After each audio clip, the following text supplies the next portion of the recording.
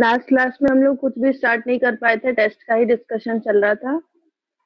तो मेरे पास एक एक्सेल फाइल जो ऑटो जनरेट होती है, लास्ट टाइम भी मैंने आप लोगों से शेयर करी थी। Hello, yes ma'am. Yes ma'am. जो लास्ट टाइम क्विज हुआ था उसकी एक एक्सेल फाइल मैंने शेयर करी थी। तो उस एक्सेल फाइल में आप लोगों का कंप्लीट जिन्होंने भी जो आंसर डाला होगा वो सब कुछ उसमें शो कर रहा है। तो वो मैं एडिट करके जो एक्चुअल मार्क्स होने चाहिए, जैसे कि जो डेटा एंट्री वाले क्वेश्चन है उसमें से मुश्किल से 5-6 लोगों ने ही ट्रू आरएमएस मीटर लिखा है, किसी ने मल्टीमीटर डाला है, किसी ने सिर्फ वोल्ट मीटर डाला है। तो बेस्ड ऑन देयर आंसर उनको करेक्ट मार्क्स दिए जाएंगे। अगर आपने करेक्ट आंसर लिखा है तो आपको करेक्ट मार्क्स दिए जाएंगे। एंड क्वेश्चन नंबर 1 जो था, जो कि गलत आंसर मार्क कर दिया था, कुछ ही लोगों ने 200 के आंसर लिखा है, बट फिर भी मैंने सबको यूनिफॉर्मली 1 मार्क्स दिए हैं। और उसके अलावा जो फॉस्फर वाला क्वेश्चन था जिसमें कि अगेन स्पेलिंग मिस्टेक और वो इनकरेक्ट ले रहा था, तो जिन्होंने भी फॉस्फर लिखा है, बहुत सारे लोगों ने फॉस्फोरस लिखा है, तो सॉरी दैट इज इनकरेक्ट। जिन्होंने फॉस्फर लिखा है उनको उसके करस्पॉन्डिंग मार्क्स मिलेंगे। Is it clear? उसके बाद वो लिस्ट आप लोगों को शेयर कर दी जाएगी, उसमें थ्योरी वाले मार्क्स भी इंक्लूड करने के बाद। ठीक है? Yes ma'am. Yes ma'am. और इसके पहले जो क्विज था, क्योंकि इसके पहले जो मैंने आप लोगों को एक्सेल शीट भेजी थी वो जैसी जनरेट हुई थी ग्रेट लर्निंग पे वैसी मैंने शेयर कर दी थी, बट इस बार उसमें एडिटिंग हो रही है और लास्ट टाइम के क्विज के मार्क्स भी ऐड करके आपको दिए जाएंगे। तो इसमें थोड़ा टाइम लगेगा, तो इस वीक के एंड तक आप लोगों को मार्क्स, टेस्ट के भी मार्क्स और क्विज एंड असाइनमेंट के मार्क्स भी पता चल जाएंगे। ठीक है? फिलहाल अभी इस वीक में जो हमें फोकस करना है वो कि लास्ट टाइम में हमने जहाँ पे भी थ्योरी क्लास एंड करी थी वहां से स्टार्ट करना है। दूसरा, अब प्रैक्टिकल को क्या आगे क्या करना है वो हमें देखना है, और ब्रिजेस स्टार्ट करने हैं। Is it clear?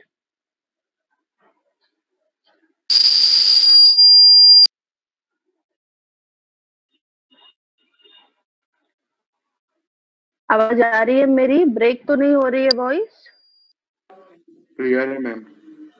ठीक है। और अटेंडेंस पे थोड़ा ध्यान दीजिए, जिनकी अटेंडेंस कम है और जिन्होंने मिड सेम 1 नहीं दिया है किसी भी कारण से, तो वो प्रॉब्लम में हो सकते हैं at the end of the semester. So आप अपनी अटेंडेंस अच्छी बना करके रखिए। अगर अच्छी है तो बहुत अच्छी बात है, और अगर आप एक भी क्लासेस या मुश्किल से 10-12, मुश्किल से 5-6 क्लासेस ली हैं, तो अब आपको जरूरत है कि आप क्लासेस और लें और अपनी अटेंडेंस को मेंटेन करें,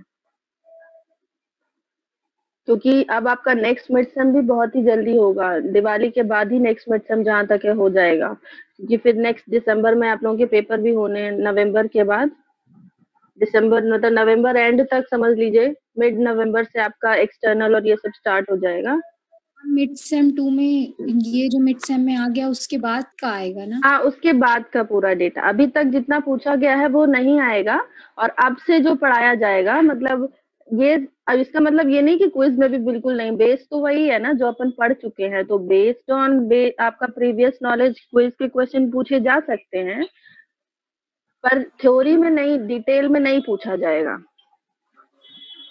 ओके मैम। मैम कॉलेज कब से खुलेंगे हम लोग के? बेटा ये तो गवर्नमेंट डिसाइड करेगी और एआईसीटी डिसाइड करेगी। हम लोग भी यही सोच रहे हैं कि कॉलेज कब से खुलेंगे।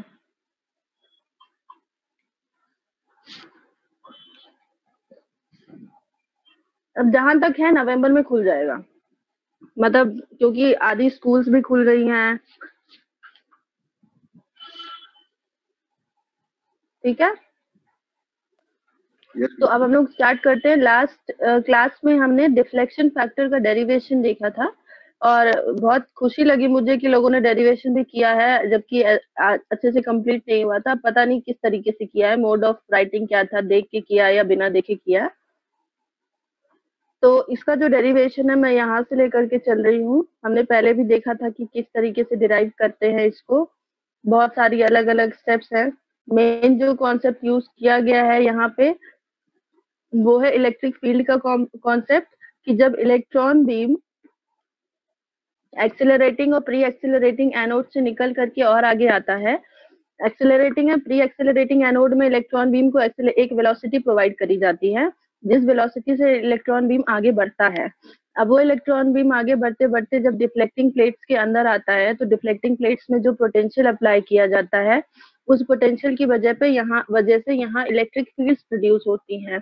तो जैसे ही एक इलेक्ट्रॉन इलेक्ट्रिक फील्ड में प्रेजेंट होता है तो हम सभी को पता है कि उस इलेक्ट्रॉन पे एक फोर्स लगता है, वो फोर्स इक्वल होता है F is equal to Q into E के। और उस फोर्स के कॉन्सेप्ट से यहाँ पे इलेक्ट्रॉन की हमने निकाली है इलेक्ट्रॉन बीम का deflection on the Y axis and similarly X axis में, और एक्स एक्सिस में जो डिफ्लेक्शन होगा उसकी मदद से हमने टाइम को कन्वर्ट किया है।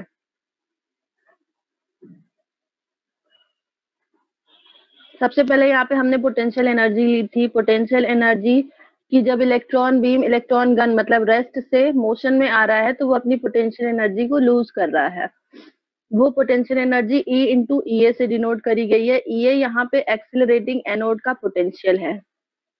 फिर उसके बाद अगर वो मोशन में आ रहा है तो एक काइनेटिक एनर्जी को भी गेन कर रहा है which will be equals to half mv nought x square. यहाँ पे OX जो है ये नॉट x जो दिख रहा है सबस्क्रिप्ट में, ये x डायरेक्शन में इलेक्ट्रॉन बीम मूव कर रही है, ये इसको डिनोट करने के लिए है। v is the velocity. और एक चीज ध्यान देने वाली है कि x डायरेक्शन में हम कोई भी फोर्स एक्सटर्नल मतलब कोई भी इलेक्ट्रिक फील्ड अप्लाई नहीं कर रहे हैं। तो जो इलेक्ट्रॉन बीम x डायरेक्शन में मूव कर रही है वो यूनिफॉर्म रहेगी x डायरेक्शन में, तो इसलिए ये वेलोसिटी x डायरेक्शन में चेंज नहीं होगी।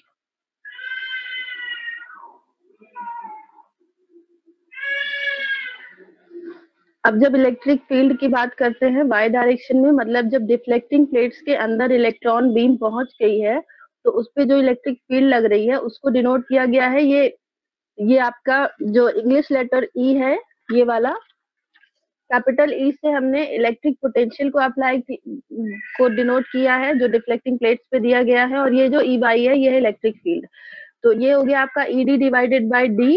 D क्या है? Separation between the deflecting plates. आप लोगों को आवाज आ रही है? कहीं कुछ नहीं समझ में आया हो तो प्लीज बताइए, कि मैं फिर से रिपीट इसलिए कर रही हूँ ताकि एक बार रिवाइज हो जाए। Is it clear to everyone?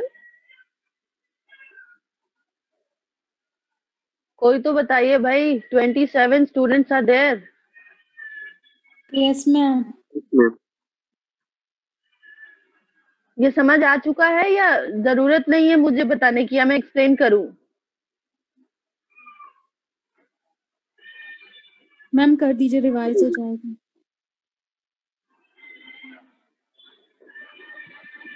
तो यहाँ पे जो फोर्स लग रहा है इलेक्ट्रॉन पे F is equals to Q into E के कॉन्सेप्ट से हमने यहाँ इलेक्ट्रिक फील्ड की वैल्यू को पुट कर दिया ED divided by D। ED is the potential applied between deflecting plates. फिर उसके बाद न्यूटन सेकेंड लॉ से जो मास इंटू एक्सेलरेशन का रिलेशन है उसे अप्लाई किया गया है। y डायरेक्शन में जो फोर्स लग रहा है that will be equals to m into AY, acceleration in the y direction. क्योंकि हमें ये पता है कि इलेक्ट्रिक फील्ड के ऑपोजिट डायरेक्शन में फोर्स लगता है, मतलब जो इलेक्ट्रॉन बीम स्ट्रेट आपकी एक्स डायरेक्शन में जा रही थी वो डिफ्लेक्टिंग प्लेट्स में के बीच में आने की वजह से अब वाई डायरेक्शन में एक्सेलरेट करेगी। क्यों? क्योंकि उसमें फोर्स लग रहा है वाई डायरेक्शन में। तो जो AY है वो एक्सेलरेशन इन y डायरेक्शन, यहाँ से हमने AY निकाल लिया। AY का रिलेशन है E into EY divided by M। Again EY electric field को रिप्लेस कर देंगे हम उसकी वैल्यू से आगे जा करके।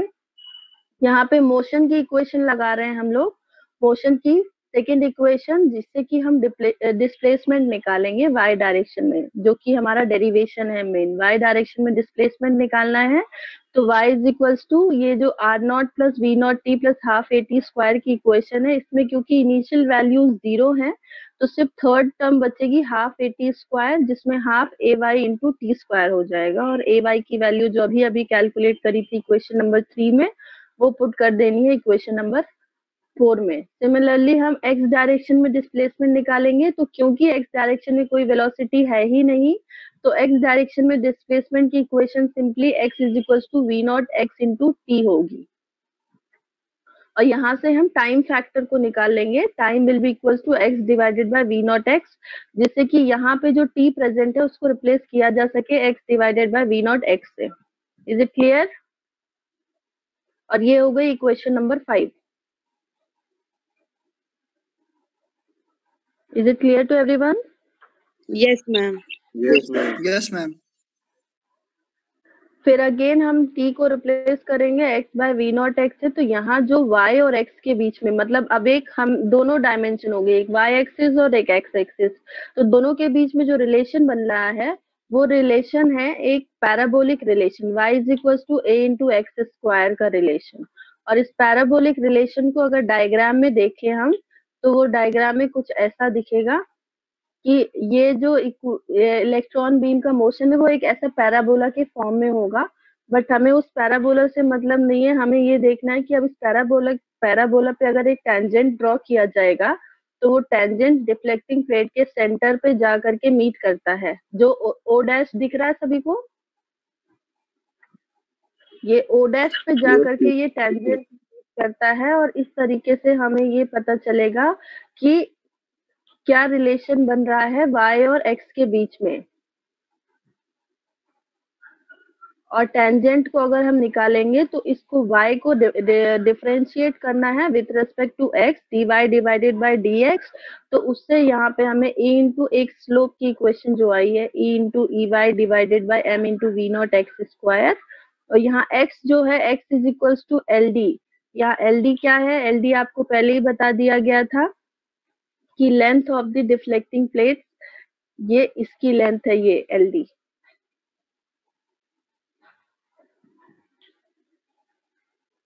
तो ये यहाँ पे पुट कर दिया, x को एल डी से पुट कर दिया है। और उसके बाद आगे की इक्वेशन निकालेंगे। तो यहाँ पे x और y का रिलेशन है, x is equal to Y divided by tan theta. तो यहाँ से हमें एक इक्वेशन निकल करके आती है। और अगेन यहाँ पे कैपिटल L, पहले ही आपको ये बता दिया गया था कि ये टर्म्स हैं, इनको आपको ध्यान में रखना है। जैसे ये कैपिटल L है, स्क्रीन से centre of the reflecting plate के बीच की डिस्टेंस है कैपिटल L, ताकि वो वैल्यू को आगे जाके वहां पे प्लेस किया जा सके। तो tan theta is equals to, सभी को पता है टेंजेंट जब हम निकालते हैं तो यहाँ पे tan theta is equals to y by x। और अगर y निकालना हो, y मतलब displacement in the y direction निकालना है, तो उसके इक्वल्स क्या हो जाएगा? y is equals to x into tan theta. और x को यहाँ पे रिप्लेस कर दिया गया है कैपिटल L से। कैपिटल L क्या है? Centre of the deflecting plates और स्क्रीन के बीच की डिस्टेंस। और d क्या है? d है y एक्सिस में डिस्प्लेसमेंट, मतलब यहाँ y को रिप्लेस किया है d से और x को रिप्लेस किया है l से। और tan थीटा की जो वैल्यू यहाँ से कैलकुलेट करी गई थी, tan थीटा की ये जो वैल्यू आई है उस वैल्यू को यहाँ पे पुट कर दिया गया है।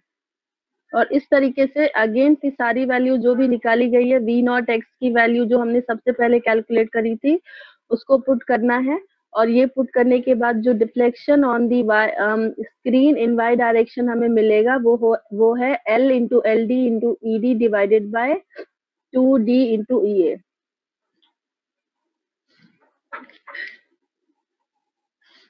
ठीक है, ये डेरिवेशन निकल करके आएगा। ये बहुत इंपॉर्टेंट क्वेश्चन है, आप लोगों को इस डेरिवेशन को 2-3 बार प्रैक्टिस करना है। कोई बहुत ज्यादा कॉम्प्लिकेटेड नहीं है, बस आखिरी में जाकर के आपको वैल्यूज पुट करनी है। यहाँ पे अगर कुछ कंफ्यूजन हो तो बताइए। इस ड्यूरेशन यहाँ पे या tan थीटा टेंजेंट से लेकर के आपके d की वैल्यू तक कुछ नहीं समझ में आया हो तो बताइए।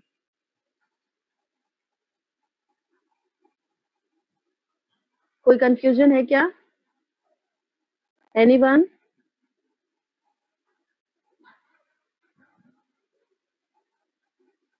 आवाज आ रही है मेरी आप लोगों को? Yes, ma'am. Yes, ma'am. यहाँ पे कोई डाउट है क्या? इस यहाँ पे पूरे टेंजेंट से लेकर के फाइनल जो d की वैल्यू हमने निकाली है वहां तक कोई डाउट है क्या किसी को?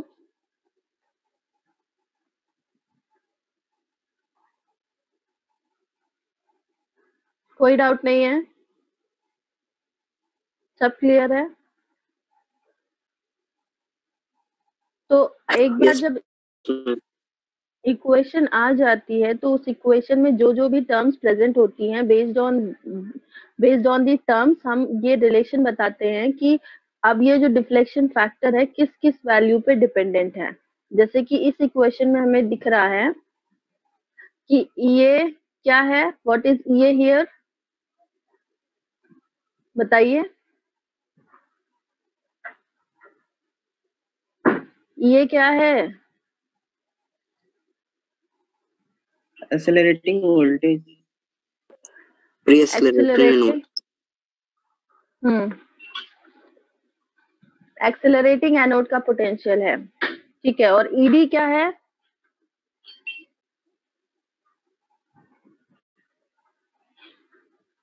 potential between deflection plates. DC voltage. Deflecting plates के डिफ्लेक्टिंग प्लेट्स का पोटेंशियल है, मतलब जिनकी वैल्यू कांस्टेंट है या वेरिएबल है। कांस्टेंट है या वेरिएबल है? Constant. कांस्टेंट ही है ना। तो यहाँ जो पहला ऑब्जर्वेशन है, मतलब अब इससे हमें ये ऑब्जर्वेशन निकालना होगा कि ये जो डी है, डी एक आउटपुट है, आउटपुट की तरह ले सकते हैं हम सीआरओ का, क्योंकि सीआरओ एक डिस्प्ले डिवाइस है और डिस्प्ले डिवाइस हमें आउटपुट स्क्रीन पे डिस्प्ले दिखाती है। और ये जो रिलेशन है, ये रिलेशन ये बता रहा है कि जो भी इलेक्ट्रॉन बीम है स्क्रीन पे कितना डिफ्लेक्शन देगी वाई डायरेक्शन में। तो ये डी को हम ट्रीट कर सकते हैं kind of display on the screen, जो कि एक आउटपुट है which is the output for CRO. और इससे हम ये रिलेशन फाइंड आउट कर सकते हैं कि क्योंकि ये जो डी है वो सिर्फ उन पैरामीटर्स पे डिपेंडेंट है जो कि लीनियरली वेरी कर रहे हैं, मतलब जो हमें रिलेशन मिलेगा आउटपुट और इनपुट का वो एक लीनियर रिलेशन है और सीआरओ एक लीनियर डिवाइस है। क्या ये ऑब्जर्वेशन निकाला जा सकता है आप लोगों के हिसाब से? क्योंकि यहाँ पे जितने भी पैरामीटर्स प्रेजेंट है वो सभी जो है लीनियरली वेरी कर रहे हैं, कहीं कोई आपको स्क्वायर का रिलेशन या एक्सपोनेंशियल रिलेशन नहीं दिखेगा। डी भी डिस्टेंस है, L is also length, L D भी लेंथ है। यहाँ पे डायरेक्ट ही रिलेशन है, ईडी से ईए से इनवर्स रिलेशन है, मतलब अगर डिफ्लेक्टिंग प्लेट्स का पोटेंशियल बढ़ाया जाए तो डिफ्लेक्शन इंक्रीज होगा, डिस्प्लेसमेंट वाई डायरेक्शन में इंक्रीज होगा। सिमिलरली अगर ईए को इंक्रीज करेंगे तो डी डिक्रीज होगा। तो ये जो कंक्लूजन है ये निकाला जा सकता है कि जो सीआरटी ट्यूब है, सीआरटी ट्यूब में जो डिफ्लेक्शन मिलता है वो लीनियर रिलेशन होता है इलेक्ट्रॉन बीम जो आ रही है उसका और जो स्क्रीन पे स्ट्राइक कर रही है उसका। Is it clear? Yes, ma'am. Yes, ma'am.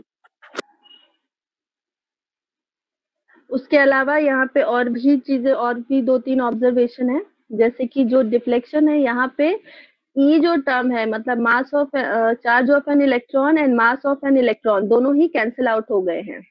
अगर आप देखेंगे तो इलेक्ट्रॉन का मास और इलेक्ट्रॉन का चार्ज दोनों ही ये टर्म नहीं प्रेजेंट होने की वजह से जो हमें स्क्रीन पे डिस्प्ले दिख रहा है वो ई बाय एम रेशियो से इंडिपेंडेंट है। ई बाय एम रेशियो से इंडिपेंडेंट होने का मतलब ये है कि जब सीआरटी ट्यूब के अंदर इलेक्ट्रॉन बीम ट्रेवल करता है तो उस इलेक्ट्रॉन बीम के अलावा वहां पे बहुत सारे आयंस प्रेजेंट होते हैं, जैसे कि क्लोरीन हो गया, कार्बन हो गया, ऑक्सीजन, इन सब के आयंस भी प्रेजेंट होते हैं। इन सब के आयंस भी प्रेजेंट होने की वजह से ये इम्पैक्ट, इनका जो इम्पैक्ट है इलेक्ट्रॉन के मोशन में हो सकता है, बट ये नहीं होता है। क्यों? क्योंकि यहाँ पे ना तो इलेक्ट्रॉन का चार्ज प्रेजेंट है ना ही इलेक्ट्रॉन का मास प्रेजेंट है। तो ये आयंस के प्रेजेंट होने के बाद भी जो इलेक्ट्रॉन बीम का डिफ्लेक्शन है स्क्रीन पे वो एज इट इज बना रहता है। Is it clear to everyone? Yes, ma'am. Yes, ma'am. ठीक है। इसके बाद एक दूसरा बहुत ही इंपॉर्टेंट फैक्टर, जब भी डिफ्लेक्शन का डेरिवेशन आता है आप लोगों से डिफ्लेक्शन सेंसिटिविटी जरूर पूछी जाती है। मतलब सेंसिटिविटी अपने आप में इम्पोर्टेंट तो है ही, बट सेंसिटिविटी जब हम अलग अलग इंस्ट्रूमेंट पढ़ते हैं तो बेस्ड ऑन दैट इंस्ट्रूमेंट उसकी सेंसिटिविटी वैसे डिसाइड होती है। जैसे कि सेंसिटिविटी जो जनरल हमने पढ़ी है वो क्या है? It is the ratio of change in output to the change in, किसका रेशियो है? Output by input. Change in output to the change in input. Yes और no? Yes, ma'am. Yes, ma'am. ठीक है, तो अब यहाँ पे देखते हैं डिफ्लेक्शन सेंसिटिविटी क्या है। डिफ्लेक्शन सेंसिटिविटी को डिफाइन किया गया है ratio of D divided bye ED. D मतलब हमारा आउटपुट हो गया। आउटपुट क्यों? क्योंकि ये स्क्रीन पे वर्टिकल डायरेक्शन में जो डिस्प्लेसमेंट है ये वो है, तो डी इज आउटपुट एंड इसके करस्पॉन्डिंग जो डिफ्लेक्शन दिया जा रहा है वो डिफ्लेक्शन हम प्रोवाइड कर रहे हैं डिफ्लेक्टिंग प्लेट पे। डिफ्लेक्टिंग प्लेट का पोटेंशियल क्या हो जाएगा फिर? Input. Is it clear? Is it clear? Yes, ma'am. ठीक है, यहाँ पे d डिवाइडेड बाय ed जो है ये है आपकी डिफ्लेक्शन सेंसिटिविटी, और d डिवाइडेड बाय ed की जो यूनिट हो जाएगी वो हो जाएगी डिस्प्लेसमेंट की unit divided by ed is a potential की यूनिट, मतलब वोल्ट्स। अब डिस्प्लेसमेंट आपका मिलीमीटर में है, मीटर में है, सेंटीमीटर में है, based on that divided by volts. ये होगी unit of the deflection sensitivity. Again very important factor, क्योंकि यूनिट वाइज भी पूछा जा सकता है और वैसे भी डिफ्लेक्शन की सेंसिटिविटी पूछी जा सकती है, तो इसलिए ये बहुत इंपॉर्टेंट। और जब भी डेरिवेशन पूछा जाता है तो डेरिवेशन में कभी कभी अलग से भी पूछा जाता है कि आपको डिफाइन करना होगा डिफ्लेक्शन सेंसिटिविटी। हालांकि पिछले 2-3 सालों के पेपर आप उठा करके देखेंगे तो आरजीपीवी का जब से पैटर्न चेंज हुआ है, ये 5-8 का जो पैटर्न आ रहा है उस पैटर्न में ज्यादा डेरिवेटिव क्वेश्चन नहीं आ रहे हैं, बट फिर भी अब जो आरजीपीवी ने पैटर्न फॉलो किया है उसमें वो हमेशा कुछ ना कुछ नई चीजें ही पूछ लेते हैं। मतलब आप लोगों ने एक्सपेक्ट नहीं किया होगा अरे ये तो सिलेबस में ही नहीं है, जैसे कि बैलिस्टिक बोलोमीटर नहीं, बैलिस्टिक गैल्वेनोमीटर आपको पूछा गया है मेन एग्जाम में। अब आरजीपीवी ने आपके सिलेबस में कहीं मेंशन नहीं है बट फिर भी पूछा गया है, सो मैं तो यही कहूंगी कि अगर पूछा जा रहा है तो आपको ये सब कुछ पढ़ के जाना होगा। अदरवाइज कोई वो भी है कि आप जो पढ़ के जाओगे तो आपके पास बहुत सारे ऑप्शंस हैं, 8 आउट ऑफ 5 ही करने हैं आपको।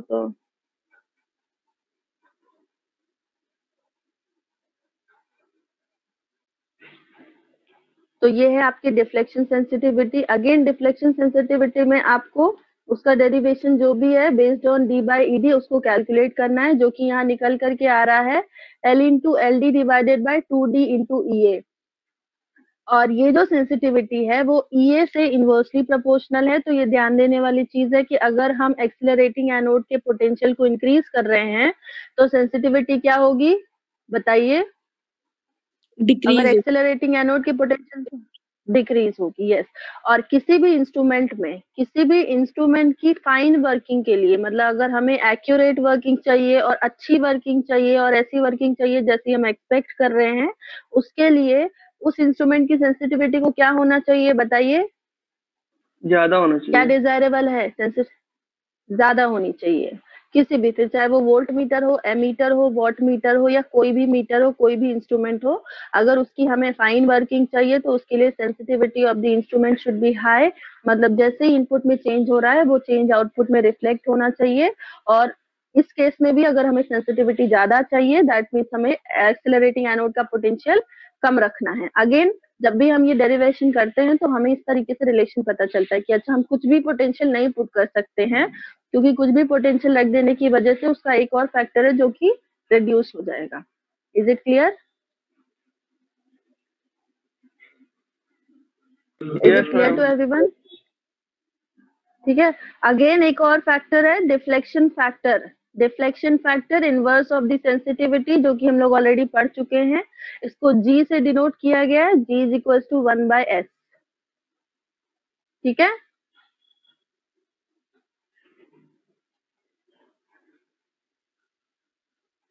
सो बाकी अब ये चीजें, ये डेरिवेशन कंप्लीट है और इस डेरिवेशन को आप लोग अच्छे से कर लीजिएगा ताकि इन फ्यूचर जब भी पूछा जाए आपसे एग्जाम में तो समझ में आप लोगों को ये डेरिवेशन इजीली समझ में आना चाहिए और आप लोग लिख सको। डेरिवेशन अगर पूछा जाता है तो उसका करस्पॉन्डिंग डायग्राम जरूर ड्रॉ करना है। ये नहीं कि सिर्फ डेरिवेशन कर दिया, डायग्राम से कोई मतलब नहीं है। डायग्राम आपको, भले ही आप थ्योरी थोड़ी कम लिखिए, उसमें थ्योरी बिल्कुल मत लिखिए, डायग्राम लिखिए और क्या क्या गिवन, मतलब जो नेसेसरी डेटा है वो लिखिए और उसके बाद सिंपली जो भी इक्वेशंस आपको करनी है आगे डेरिवेशन में वो कर दीजिए। Next is post deflection acceleration of electron beam. सभी लोगों को विजिबल है? Yes, ma'am. Yes ma'am. अब पोस्ट डिफ्लेक्शन एक्सेलरेशन में क्या होता है कि अभी तक हमने जो वर्किंग पढ़ी है सीआरओ की वो ये है कि सीआरओ में बहुत सारे एडिशनल ब्लॉक्स होते हैं, जैसे कि वर्टिकल एम्पलीफायर हो गया, डिले लाइन हो गई, ट्रिगर सर्किट है, टाइम बेस्ड जनरेटर है, हॉरिजॉन्टल एम्पलीफायर है, और उसके अलावा एक और मेन पार्ट है सीआरओ का विच इज सीआरटी। ये सारे ब्लॉक्स हैं सीआरओ के। ये सब मिल करके क्या कर रहे हैं कि सीआरटी के अंदर एक कैथोड, एक इलेक्ट्रॉन गन लगा हुआ है। उस इलेक्ट्रॉन गन से इलेक्ट्रॉन्स एमिट हो रहे हैं। वो जो इलेक्ट्रॉन का एमिशन है उसको एक बीम के फॉर्म में ले आ करके उसको एक पर्टिकुलर वेलोसिटी प्रोवाइड करा के आगे ले जा करके डिफ्लेक्शन प्रोवाइड करा करके स्क्रीन पे स्ट्राइक कराना है। ये सारी वर्किंग हो रही है सीआरओ में। बट इसमें क्या हो रहा है कि जब इलेक्ट्रॉन बीम ट्रेवल करके एक्सेलरेटिंग एनोड तक पहुंची, एक्सेलरेटिंग एनोड में ऑलरेडी पोटेंशियल प्रोवाइड कराया जा रहा है, जिस पोटेंशियल से इलेक्ट्रॉन एक्सेलरेट हो रहा है, मतलब एक पर्टिकुलर वेलोसिटी पे पहुंच गया। उसके बाद आगे पहुंचा, इलेक्ट्रॉन की बीम आगे पहुंची, डिफ्लेक्टिंग प्लेट्स के बीच में आई, तो डिफ्लेक्टिंग प्लेट्स के बीच में अभी हमने देखा कि उसे एक डिफ्लेक्शन मिलेगा, और उस डिफ्लेक्शन की वजह से वो स्क्रीन में जा करके एक जगह पे दिखाई डिफ्लेक्ट होकर के स्क्रीन पे जा करके वाई डायरेक्शन में कहीं ना कहीं स्ट्राइक करेगी, और वो डिस्टेंस भी हमें पता चलेगा यूजिंग अ डेरिवेशन। ठीक है, लेकिन क्या होता है कि जो इलेक्ट्रॉन बीम डिफ्लेक्टिंग प्लेट से निकल करके आगे जाती है, तो आगे कुछ भी नहीं है, सिंपली ट्यूब है, और उस ट्यूब में आगे वो ट्रेवल करके स्क्रीन पे पहुंच रही है। तो कभी कभी क्या होता है कि जब जो इलेक्ट्रॉन बीम है, इलेक्ट्रॉन बीम के करस्पॉन्डिंग एक सिग्नल हमने दिया है, वो सिग्नल कन्वर्ट हुआ है इलेक्ट्रॉन बीम के फॉर्म में, और अगर उस सिग्नल की फ्रीक्वेंसी 10 मेगाहर्ट्ज से कम है, तब तो वो सिग्नल जो इलेक्ट्रॉन बीम के फॉर्म में कन्वर्ट होकर के स्क्रीन पे जाकर के स्ट्राइक हो रहा है, वो इजीली स्ट्राइक हो जाएगा स्क्रीन पे जहां पे कि इसको जाना है। लेकिन अगर उस सिग्नल की फ्रीक्वेंसी 10 मेगाहर्ट्ज से ज्यादा होती है, तो उसे डिफ्लेक्टिंग प्लेट से निकलने के बाद भी अगेन हमें डिफ्लेक्शन प्रोवाइड कराना पड़ता है, ताकि वो प्रॉपर जगह पे जहां पे इसको जाना चाहिए वहां पे स्ट्राइक करे। अदरवाइज वो इलेक्ट्रॉन की बीम ड्रॉप हो सकती है, उसकी एनर्जी उतनी नहीं रहेगी कि वो स्क्रीन पे प्रॉपर जगह पे स्ट्राइक करे, और इसलिए हमें जरूरत पड़ती है पोस्ट डिफ्लेक्शन एक्सेलरेशन की। इसलिए इसका नाम दिया गया है पोस्ट डिफ्लेक्शन, मतलब डिफ्लेक्टिंग प्लेट से निकलने के बाद हमें फिर से उसे एक्सेलरेशन प्रोवाइड करना है, और एक्सेलरेशन प्रोवाइड करना मतलब पोटेंशियल अप्लाई करेंगे, और उस पोटेंशियल से ही वो इलेक्ट्रॉन की बीम एक्सेलरेट होगी। Is it clear? Yes, ma'am. Yes ma'am. फिर से बताऊं एक बार, फिर से रिपीट करूं?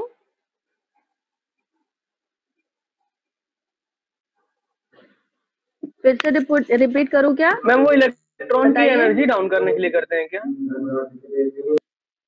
डाउन करने के लिए नहीं, एनर्जी को इंक्रीज करने के लिए करते हैं। Okay ma'am.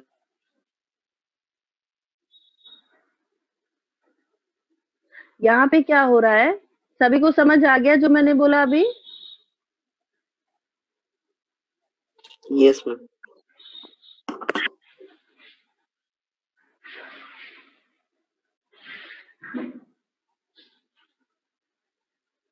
मैम वरना उससे कम में सीआरटी की स्क्रीन में वो स्ट्राइक नहीं करेगा, या अप्रोप्रिएट जगह में स्ट्राइक नहीं करेगा?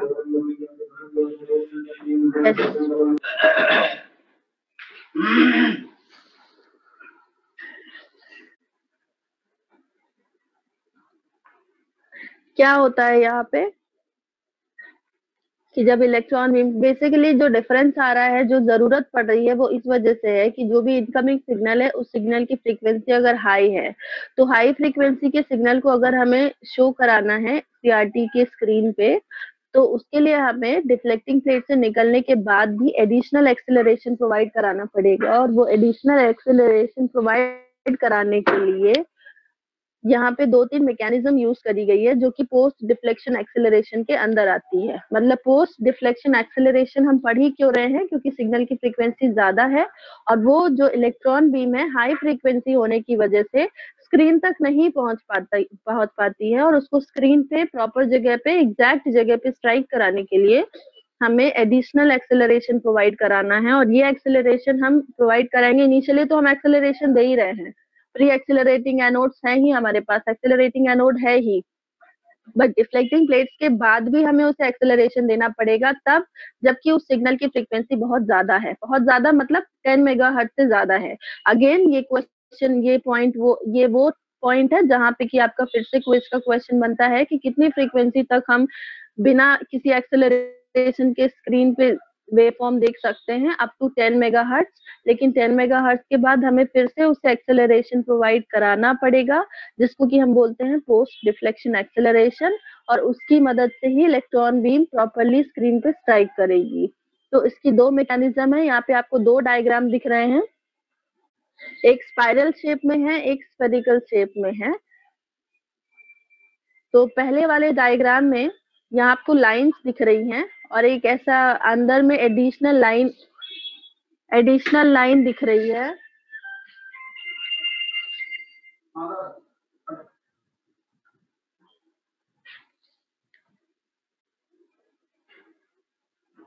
डायग्राम सभी को विजिबल है?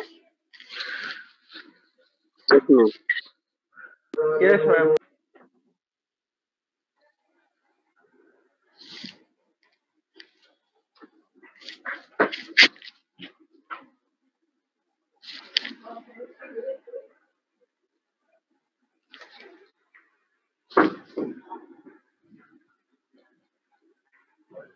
इस डायग्राम में आपको ये जो लाइंस दिख रही हैं ये इक्विपोटेंशियल लाइन है, अंदर में एक मटेरियल की कोटिंग करी गई है और यहाँ पे स्पाइरल मटेरियल ये जो आपको लाइंस, ये जो ऐसे डॉटेड लाइंस दिख रही है ना, ये ऐसी डॉटेड लाइन,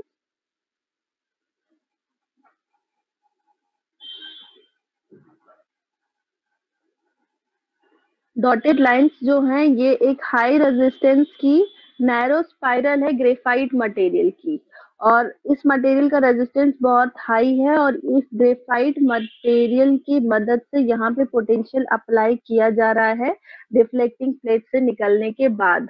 और ये जो आपको ऐसा शेप दिख रहा है, कहीं पे स्ट्रेट लाइन है, कहीं पे ऐसे कर्व्ड लाइन है। ये लाइन का जो शेप है वो ऐसा इसलिए है क्योंकि जो इलेक्ट्रॉन की बीम आ रही है, इलेक्ट्रॉन बीम स्क्रीन पे ऐसे अगर स्ट्रेट फॉर्म में आ रही है तो इसको प्रॉपर्ली स्क्रीन पे कहाँ पे स्ट्राइक करना है, उसके लिए ये जो इक्विपोटेंशियल लाइन है उनके शेप को ऐसा रखा गया है, थोड़ा सा जैसे आउटवर्ड साइड में निकली हुई जो ये जो लाइंस दिख रही हैं, ताकि यहाँ पे प्रॉपर्ली स्क्रीन पे इलेक्ट्रॉन बीम स्ट्राइक करे, जहाँ पे कि इसको यहाँ या कहीं पे भी स्ट्राइक करना है तो वहां पे स्ट्राइक करे। ये है आपकी स्पाइरल एक्सेलरेटर जहाँ पे कि हाई रेजिस्टेंस की ग्रेफाइट मटेरियल की कोटिंग करी गई है, और ये जो कोटिंग है ये एक स्पाइरल फॉर्म में है। स्पाइरल समझ रहे हैं कैसा? यहाँ पे आपको 2D डायग्राम में वो दिखेगा नहीं कि कहाँ स्पाइरल है, कैसा है, बट जो ट्यूब है वो सिलेंड्रिकल फॉर्म में है ट्यूब।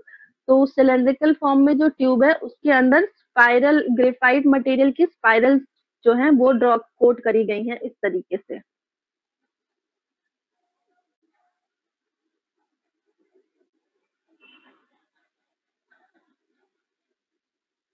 क्लियर है सभी को ये डायग्राम ए? नो मैम, एक बार और बता दीजिए। यहाँ पे क्या हो रहा है कि ये जो ट्यूब आपको दिख रही है, इस ट्यूब के अंदर में ये जो दूसरी लाइन दिख रही है, ये जो दूसरी लाइन दिख रही है, दूसरी लाइन जो है ग्रेफाइट के स्पाइरल्स है, मतलब ग्रेफाइट मटेरियल की जो पेंटिंग करी गई है वो स्पाइरल के फॉर्म में करी गई, मतलब स्पाइरल शेप में है। और ये जो ग्रेफाइट मटेरियल है, इस मटेरियल की मदद से हाई पोटेंशियल अप्लाई किया जा रहा है आफ्टर द डिफ्लेक्टिंग प्लेट्स, और इस तरीके से इलेक्ट्रॉन बीम को एक प्रॉपर मतलब डायरेक्शन प्रोवाइड किया जा रहा है कि ये जो हाई फ्रीक्वेंसी का सिग्नल का इलेक्ट्रॉन बीम है वो स्क्रीन पे प्रॉपर स्ट्राइक कर सके। और ये जो डॉट ऐसे डैश लाइन दिख रही है, ये डैश लाइन है, nothing but the spirals of graphite. Is it clear? इससे यहाँ बीच में ब्लैक दिया, हाँ अब दिख रहा है। डायग्राम क्लियर है अभी? Figure A? Yes ma'am. Ma'am, graphite से पोटेंशियल ड्रॉप कैसे? एक मैम, ग्रेफाइट से पोटेंशियल पोटेंशियल ड्रॉप कैसे कर रहे हैं मैम, वो समझ में नहीं आ रहा। पोटेंशियल ड्रॉप नहीं कर रहा है, पोटेंशियल ड्रॉप नहीं कर रहा है, ये मटेरियल की कोटिंग करके हम पोटेंशियल अप्लाई कर रहे हैं। अब रहा कि पोटेंशियल अप्लाई कैसे किया जा रहा है, वो मैकेनिज्म जो है वो यहाँ पे आपको वायर वाला कनेक्शन नहीं बताया जाएगा कि यहाँ पे ये वायर लगाया गया है, ये वायर लगाया गया है, बट ये एडिशनल हमने जो अरेंजमेंट किया है, ये जो अरेंजमेंट है वो है कि ग्रेफाइट की कोटिंग करी गई है और उस कोटिंग की मदद से पोटेंशियल अप्लाई किया जाएगा। अब वो जो पोटेंशियल कैसे अप्लाई हो रहा है उसके बारे में ऐसा कोई डिस्क्रिप्शन नहीं है कि क्या वायर कैसे लगाया जाएगा, ये सब कोई डिस्क्रिप्शन नहीं है। बट हाँ, अगर आपको एक्सेलरेशन प्रोवाइड करना है तो उसके लिए ये अरेंजमेंट है। ओके मैम, ठीक है, क्योंकि हर डिवाइस एक जैसी नहीं होती। अब सीआरओ ट्यूब के अंदर एडिशनल और वायर्स आपको नहीं दिखेंगे, बट हाँ उसका कुछ ना कुछ तो अरेंजमेंट होगा कि किस तरीके से एक्सेलरेशन इंक्रीज किया जा सकता है, तो उसके लिए ये अरेंजमेंट है। ठीक है, जो नेक्स्ट डायग्राम है, जैसे यहाँ पे आपको दिखेगा कि कितना पोटेंशियल अप्लाई किया जा रहा है, अप टू 10 किलो वोल्ट्स और पोटेंशियल अप्लाई किया जाता है बाय दिस अरेंजमेंट। यहाँ पे हाई रेजिस्टिव मटेरियल जो है ग्रेफाइट, उसकी मदद से 10 किलो वोल्ट तक का पोटेंशियल अप्लाई किया जाता है और इस पोटेंशियल की मदद से जो इलेक्ट्रॉन बीम आ रही है उसको एक्सेलरेट करते हैं।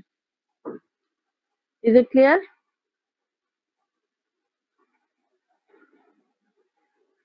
उसके बाद जो नेक्स्ट अरेंजमेंट है वो है स्फेरिकल मेश। यहाँ पे अभी जो पहला वाला अरेंजमेंट था वहां पे स्पाइरल शेप में था, जो कोटिंग करी गई थी वो स्पाइरल शेप में थी। जो नेक्स्ट वाला डायग्राम है फिगर बी, इसमें जो कोटिंग करी गई है वो स्फेरिकल शेप में है। स्फेरिकल शेप में कोटिंग करने की वजह से जो इक्विपोटेंशियल लाइन का शेप है वो आप लोगों को दिख रहा होगा, ऐसे सर्कुलर फॉर्म में है। सर्कुलर फॉर्म में होने की वजह से जो स्क्रीन पे इलेक्ट्रॉन बीम का जो इलेक्ट्रॉन बीम स्क्रीन पे जो स्ट्राइक कर रही है या स्क्रीन पे जैसे विजिबल हो रही है उसको प्रॉपर कवर किया जा सकता है।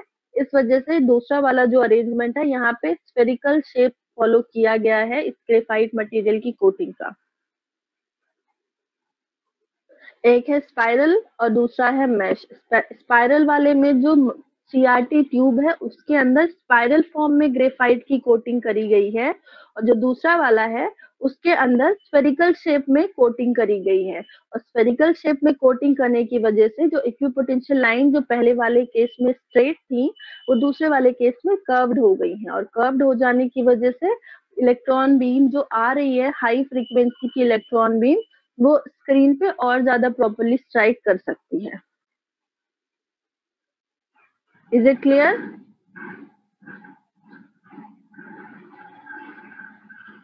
इज इट क्लियर और नॉट? क्लियर है मैम। मैम तो फिर जनरली स्फेरिकल वाला यूज करते हैं क्या? नहीं, यूज दोनों, बेस्ड ऑन रिक्वायरमेंट। अब वो क्या कंडीशन है कैसे यूज करते हैं, ऐसा कोई फिक्स नहीं है कि सिर्फ स्फेरिकल यूज करते हैं। बेस्ड ऑन रिक्वायरमेंट, जहाँ पे आपको ज्यादा सेंसिटिव या ज्यादा प्रॉपर डिस्प्ले चाहिए, मतलब ऐसा है कि डिस्प्ले बिल्कुल हमें एक्यूरेट चाहिए, तो वहां पे हम उस हिसाब से वो स्फेरिकल यूज करेंगे। और जहाँ पे ऐसा कि हम जनरल यूज कर सकते हैं then we can go for spiral. Okay ma'am. कोई डाउट किसी को प्लीज? एनीवन?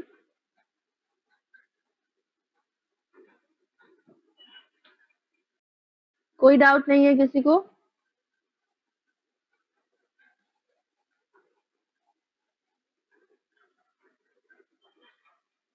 एक बार फिर से देख लीजिए, कोई डाउट हो तो बताइए।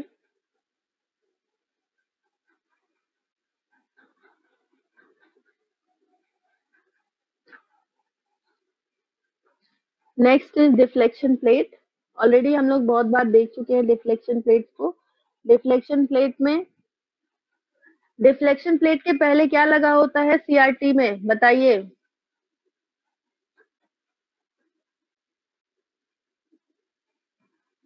एनीवन? Focusing anode. कोई तो फोकसिंग एनोड लगा होता है। और कुछ भी लगा होता है कि सिर्फ फोकसिंग एनोड लगा होता है? Pre accelerating anode. Yes, pre accelerating anode. और भी बताइए भाई, इतने सारे लोग हैं। सब म्यूट हो करके, यस ग्रिड, हाँ ग्रिड है बट वो सबसे आखिरी में है, उसके जस्ट बाद pre accelerating anode, focusing anode, और फोकसिंग एनोड के पहले क्या लगा होता है बताइए?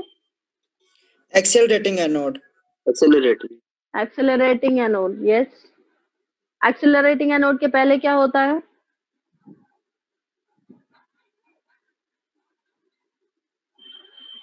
एक्सेलरेटिंग एनोड के फोकसिंग पहले क्या एनोड। होता है? ये फोकसिंग पहले एनोड। पूछ रही हूँ कि बाद नहीं। एक्सेलरेटिंग एनोड के पहले क्या होता है? एक्सेलरेटिंग एनोड के बाद फोकसिंग एनोड होता है बेटा।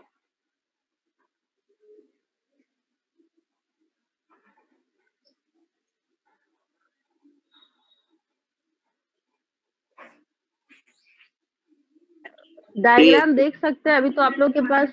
हाँ, एक्सेलरेटिंग एनोड के पहले कंट्रोल ग्रिड लगा होता है। भूल गए क्या आप लोग? अभी टेस्ट दे करके, सैटरडे को टेस्ट दे करके फ्री हुए हैं।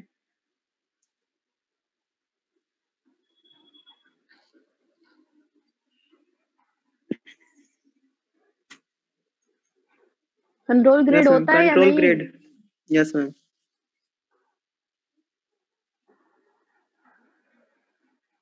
ठीक है, तो डिफ्लेक्शन प्लेट्स में जो हमें पढ़ना है वो ये है कि जब इलेक्ट्रॉन की जो बीम है एक्सेलरेटिंग एनोड, फोकसिंग एनोड और प्री एक्सेलरेटिंग एनोड से हो करके आगे निकलती है, तो आगे दो टाइप की प्लेट्स लगी होती हैं। दो टाइप की प्लेट्स में सबसे पहली जो प्लेट होती है वो हॉरिजॉन्टली माउंट होती है, मतलब प्री एक्सेलरेटिंग और एक्सेलरेटिंग एनोड के बाद निकलने के बाद ऐसी एक प्लेट लगी होती है जो लगी हुई है हॉरिजॉन्टली, बट जो डिफ्लेक्शन प्रोवाइड करती है वो है वर्टिकल डायरेक्शन में। उसके बाद एक और प्लेट लगी होती है जो कि लगी होती है ऐसे वर्टिकल डायरेक्शन में, इस तरीके से, बट जो डिफ्लेक्शन प्रोवाइड करती है वो है हॉरिजॉन्टल डायरेक्शन में, ऐसा डिफ्लेक्शन प्रोवाइड करती है। तो ये जो दो प्लेट्स लगी होती हैं ये आती हैं आपके डिफ्लेक्शन प्लेट्स के अंदर। जो हॉरिजॉन्टली माउंटेड प्लेट है इसमें डिफ्लेक्शन जो प्रोवाइड, इसमें एक पोटेंशियल प्रोवाइड कराया जाता है।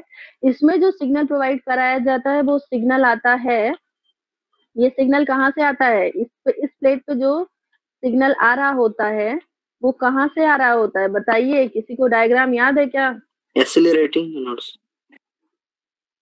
नो, मैं पोटेंशियल की बात कर रही हूँ। इस पे जो पोटेंशियल आ रहा होता है वो कहाँ से आ रहा होता है?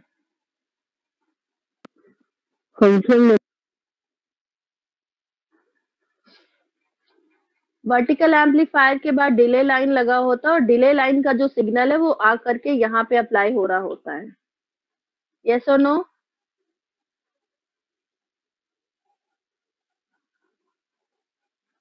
यस और नो? Yes ma'am. तो जो डिफ्लेक्टिंग प्लेट है, जो वर्टिकल डिफ्लेक्टिंग प्लेट है, इसमें वर्टिकल सेक्शन से डायरेक्ट जो सिग्नल आ रहा होता है वो इस प्लेट पे अप्लाई होता है, और इसके बाद जो हॉरिजॉन्टल डिफ्लेक्टिंग प्लेट है इस पे कहाँ से सिग्नल आ रहा होता है बताइए? बताइए। हॉरिजॉन्टल एम्पलीफायर से।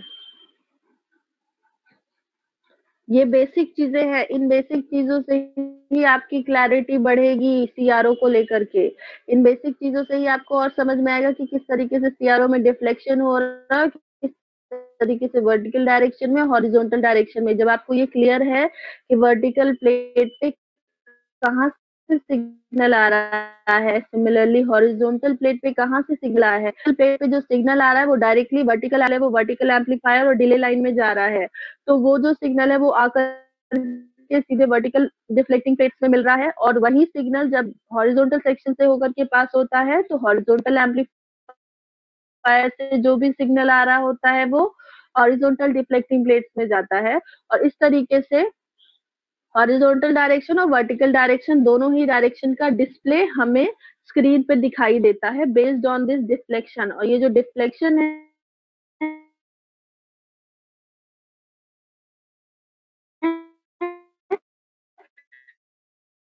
ये वही मिल रहा होता है जो कि क्लियर।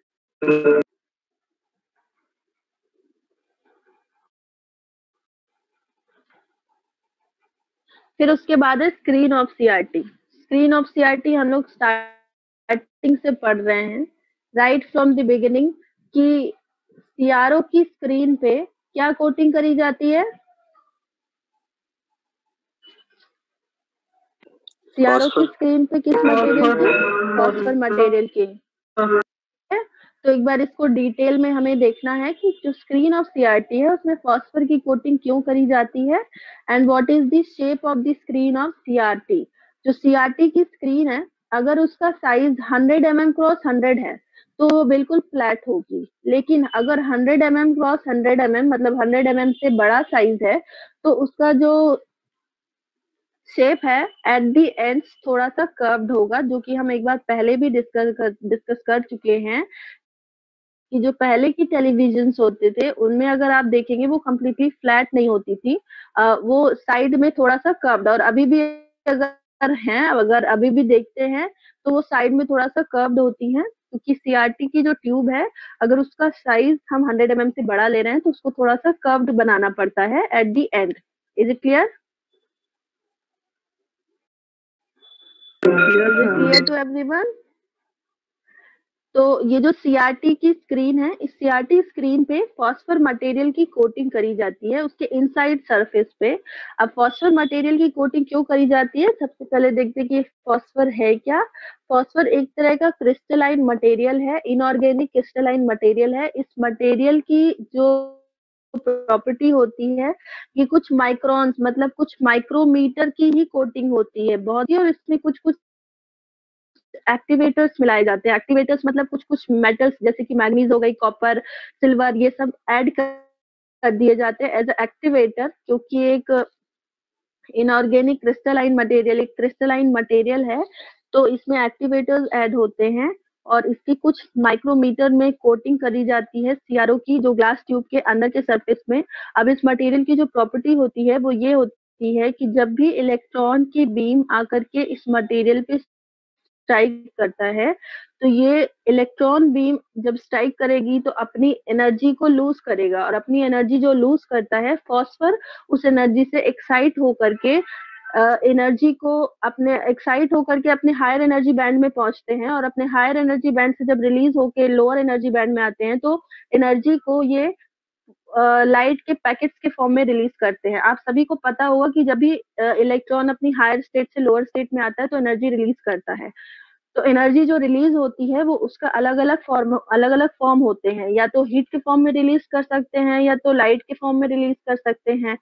तो ये जो फॉस्फर मटेरियल है इसकी प्रॉपर्टी होती है कि जब ये एक्साइटेड होकर के हायर एनर्जी में पहुंचते हैं और वहां से रिलीज होकर के अपनी एनर्जी को रिलीज करके वापस से नॉर्मल स्टेट में आता है, तो जो एनर्जी रिलीज करता है उसको लाइट के फॉर्म में रिलीज करता है। लाइट के फॉर्म में मतलब पैकेट्स ऑफ दी जो लाइट के फोटॉन्स होते हैं, पढ़े होंगे आप लोगों ने साइंस में कि लाइट के जो स्मॉल पैकेट्स होते हैं, एनर्जी के स्मॉल पैकेट्स होते हैं, उस फॉर्म में रिलीज करते हैं, और वो जो लाइट फॉर्म में एनर्जी रिलीज हो रही है वही हमें स्क्रीन पे दिखाई देता है ब्लिंक करता हुआ, और इस वजह से फॉस्फर मटेरियल की कोटिंग होती है।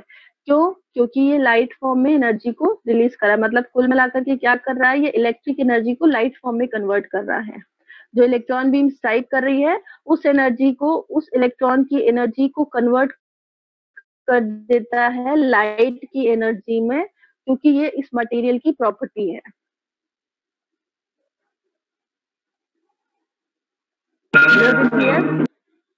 Yes, ma'am.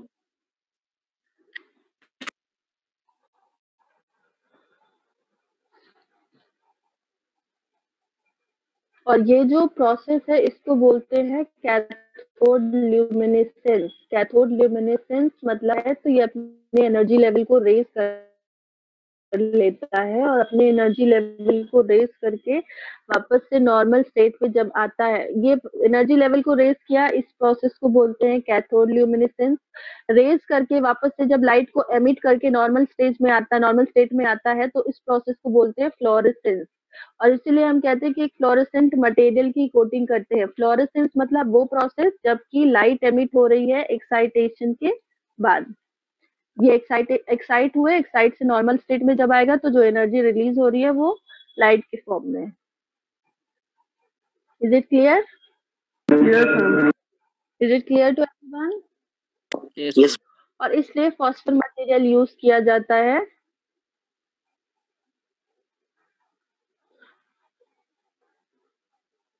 अब इसके बारे में और डिटेल में आप पढ़ सकते हैं। यहाँ पे थ्योरी में आपको बहुत सारी चीजें मिल जाएंगी कि हम फॉस्फर में जो स्पीड है, मतलब जो इलेक्ट्रॉन बीम जैसे जैसे स्ट्राइक हो रही है तुरंत ही वो हमें दिखाई देनी चाहिए या कुछ डिले के बाद दिखाई देगी। ये जो तुरंत दिखाई देने का प्रोसेस है उसका मतलब फॉस्फर की क्वालिटी कैसी है। अगर हाई क्वालिटी का है तो वो जैसे ही इलेक्ट्रॉन बीम स्ट्राइक करेगी तुरंत हमें लाइट स्ट्राइक दिखाई दी जाएगी, और अगर हाई क्वालिटी का नहीं है तो जब भी इलेक्ट्रॉन बीम स्ट्राइक कर रही है there will be a delay कि हमें वेव फॉर्म कुछ टाइम में दिख रही है।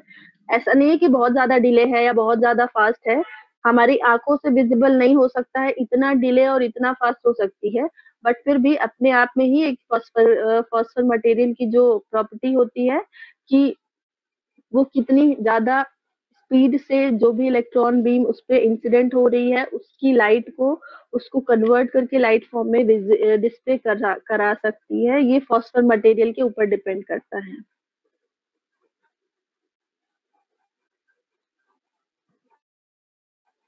Is it clear?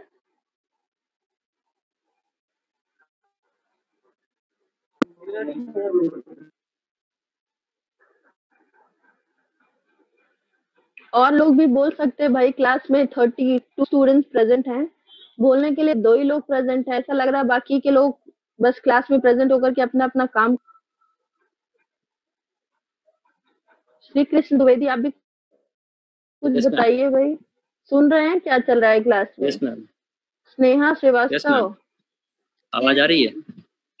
हाँ हाँ बिल्कुल आ रही है। आप लोग भी कुछ बोल सकते हैं कि यस नो, नहीं समझ आ रहा है, आ रहा है, कैसा चल रहा है, आ रहा है समझ बेटा? Yes, ma'am.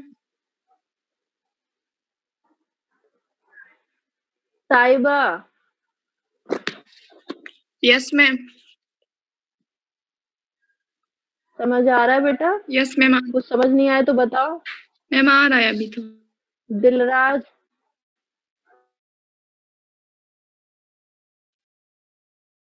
आ रहा है अभी? जब Yes. और सभी मतलब रीवा के बाहर भी होंगे कुछ लोग ना? Good. हम रीवा में ही है। रीवा में रीवा ही है सब? में घर में तो जो आउटसाइडर सर वो तो अपने घर में होंगे ना, जो सतना शहडोल और ये आसपास के लोग हैं जो, या दूर दूर के भी। Yes, ma'am, आ रहे हैं हम। हॉस्टल में तो कोई नहीं होंगे, नहीं तो बंद है मैम हॉस्टल। बंद है, आने की इच्छा है मैम है ना? बहुत ज्यादा है। बहुत ज्यादा है मैम। अच्छा, और गर्ल्स में आप लोग भी हॉस्टल में तो नहीं होंगे कोई भी गर्ल्स? ऋषिता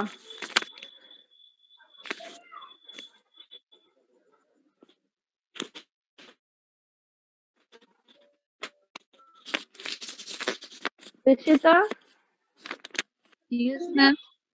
आपका नेटवर्क कभी सही नहीं रहता क्या? आवाज हमेशा ऐसी आती है। No, ma'am. हाँ अभी तो क्लियर है। हाँ किसकी आवाज आपकी आवाज ही क्लियर नहीं आ रही थी। Yes, ma'am.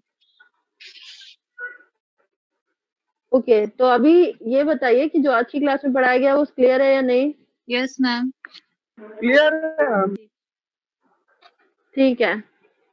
विकास आप एक शांत जगह में बैठ करके अगर क्लास लेंगे तो ज्यादा सही होगा। बैकग्राउंड का नॉइज काफी ज्यादा आता है जिससे समझ में आ जाता है कि आप घर में हैं या मंदिर में हैं। मैम मेरे ठीक घर है? के बाहर माता रखी हुई है मैम, मेरी कोई वो नहीं दिखा रही। तो ठीक है, आपके घर के बाहर माता या सर के ऊपर माता रखी है, आई डोंट केयर, बट आप जब क्लास ले रहे हैं तब ये आवाजें नहीं आनी चाहिए। ठीक है? ओके मैम, मैं माइक ही नहीं ऑन करूंगा। ओके सो और आज की क्लास के लिए इतना ही। कल हम लोग का 3rd लेक्चर है और फिर कल मिलते हैं। और टेस्ट का नहीं, लैब की अभी ये बताइए आप लोग की कि कितने 4 एक्सपेरिमेंट जो है उसमें अभी तक उसके अलावा कुछ भी नहीं किया होगा, क्योंकि थ्योरी में ही हमने पढ़ा है, उसके अलावा और कुछ भी नहीं किया है। कुछ एडिशनल और भी किया है क्या बताइए? सिर्फ 4 एक्सपेरिमेंट? कौन कौन से 4 एक्सपेरिमेंट?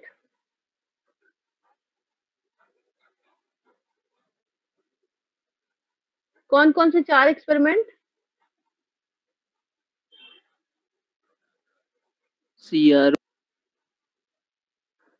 सीआरओ की मदद से एम्पलीट्यूड और फ्रीक्वेंसी निकालने का, और फंक्शन जनरेटर,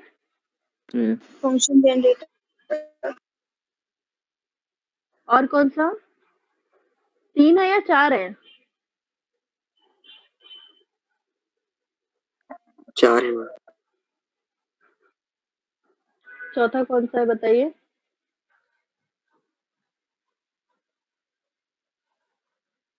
कोई भी नहीं है क्या? लैब मॉड्यूल कहाँ है?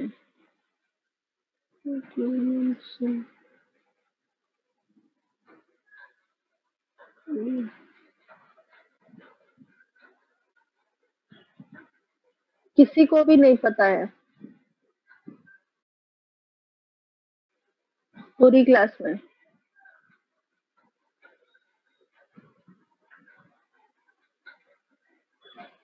लेक्चर नहीं है ये भाई।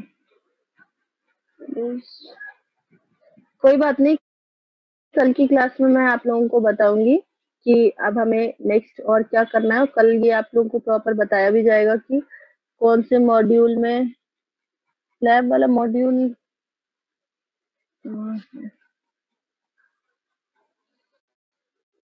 हाँ ये है। जो 4 एक्सपेरिमेंट आप लोगों को बताए गए हैं वो है study of cathode ray oscilloscope, study of function generator, to calculate frequency and amplitude using CRO and function generator, to calculate frequency using Lissajous pattern। तो नेक्स्ट क्लास में आप लोग थोड़ा Lissajous पैटर्न के बारे में पढ़ करके, क्योंकि आपके सेकेंड यूनिट का ही टॉपिक है Lissajous पैटर्न, सभी लोगों को क्लियर है ये? Yes, Yes ma'am. All 31 students are listening or Yes, ma'am. not? Yes ma'am. Lissajous pattern जो आपके एक्सपेरिमेंट नंबर 4 है, Lissajous पैटर्न क्या होता है, कैसे इससे क्या काम किया करवाते हैं या क्या काम किया जाता है, ये आप लोगों को पढ़ करके रखना है। कल की क्लास में मैं आप लोगों से पूछूंगी और आप लोगों से कैलकुलेट भी करवाऊंगी, क्योंकि जब आप लोग पढ़ेंगे कि क्या होता है तो ऑटोमेटिकली पता चल जाएगा कि कैसे इसका काम ही क्या है और कैसे इससे फ्रीक्वेंसी कैलकुलेट करी जाती है। सो सभी लोगों को कल के लिए ये जो आपको बोला जा रहा है करने के लिए जो टास्क है, समझ में आया या नहीं कि Lissajous पैटर्न क्या है, किस तरीके से काम करता है, सीआरओ में क्या होता है Lissajous पैटर्न, ये सभी को पढ़ के रखना है। Is it clear to everyone और नॉट? yes, ठीक है, सभी को समझ आ गया? ओके, yes, तो अब कल की क्लास में हम लोग मिलते हैं। आज के लिए thank you so much. 31 students है, बाकी लोगों को बोलिए भाई क्लास लें, ऐसा नहीं कि छुट्टियां मनाते रहे, क्योंकि नेक्स्ट वीक वैसे ही आपकी अगर हुआ तो छुट्टी हो जाएगी, क्लासेस नहीं लगी तो दशहरे की छुट्टी। ठीक है, okay, ma'am. Thank you, ma'am. Ma'am. Thank you so much. I am ending this class.